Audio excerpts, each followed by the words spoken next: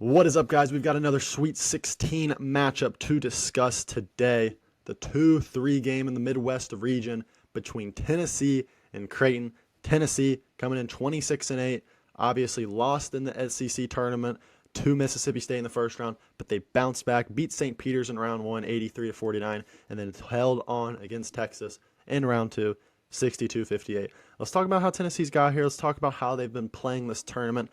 I think this past game, despite it being a 62-58 game, showed why Tennessee is championship caliber.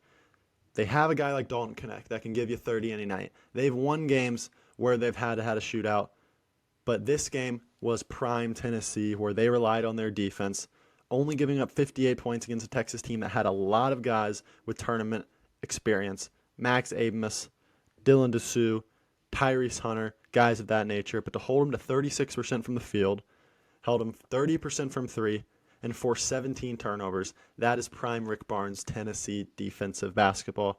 Dalton Knecht didn't even have the greatest shooting night, 5 of 18, still was able to pour in 18 points. But they've got guys. They've got Ziegler. They've got Knecht. They've got Adu to guard the paint down low. They've got even Vescovy, who hasn't been as good of a player as he has been in the past, but he still is an experienced guard, and experience is really important in March. This game against Creighton is going to be a barn burner. It's going to be in Detroit. Probably favors the Creighton crowd, but Tennessee's got fans all over the country, so I don't want to say it's going to favor or be a home court advantage for any particular team. This game is Friday night. Tennessee can play in a lot of ways, and I think in this game they're probably going to have to lean more offensively because they're going up against a Creighton team that can score the ball and have four guys that can score at any given time. Of course, Creighton took down Akron in a game that was very close at half, but then Creighton once again blitzed them in the second half. Cockburner had 23 in that game to go along. Shireman 15, Ashworth 10, Alexander 19. That's a theme you'll see in the other game. Against Oregon, double overtime, game of the tournament in my opinion. I actually had Oregon in that game. I thought they were going to be able to go on a run. Coussard had 32, Dante had 28 and 20. I don't want to go deep on Oregon. They really should have won this game. But Creighton proved why they are just better. Because if they get in a game like this where it goes into overtime, double overtime, or it's an offensive shootout, while Tennessee just has a guy like Dalton Knecht, Creighton has got, in my opinion, four guys they can go to.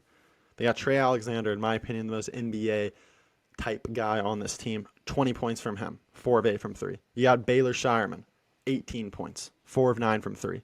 Steven Ashworth took 15 threes in that game. That's crazy. But hit big shots down the stretch, 21 points. And then you got the big man down low, Cockburner, 19 points, 14 rebounds.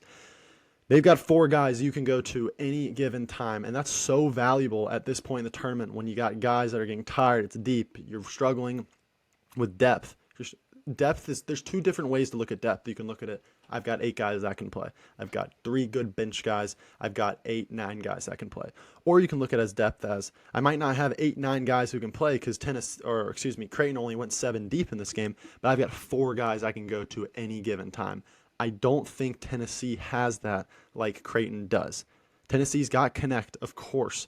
They've got even Ziegler who can go get a bucket if you need to. You've got Adu who can get a bucket. Even Vescovy, I was just saying Vescovy's only averages 6.5 points per game, but I know he has experience. But they rely a little too heavily on Dalton Knecht offensively for my liking. Now, if this is a defensive game, I'm taking Tennessee. I think it's going to be an offensive game, though. I think Creighton, I thought they were going to the Final Four last year.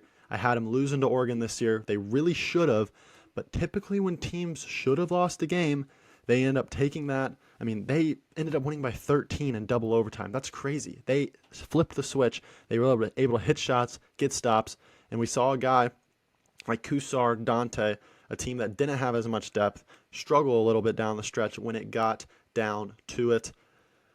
I think Tennessee offensively has to rely too much on Knecht. I think Creighton has got 4 guys you can go to. I love Trey Alexander. I love Cockburner. I love Baylor Shireman. And, of course, Ashburn can hit a big 3 any given time.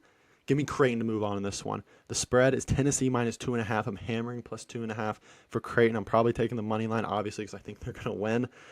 I think this is going to be one of the best games of the tournament, though. I think Creighton and Tennessee, it's going to be a crazy game. Give me Creighton to move on to play Gonzaga in the Elite Eight. Winner goes to the Final Four. What do you guys think?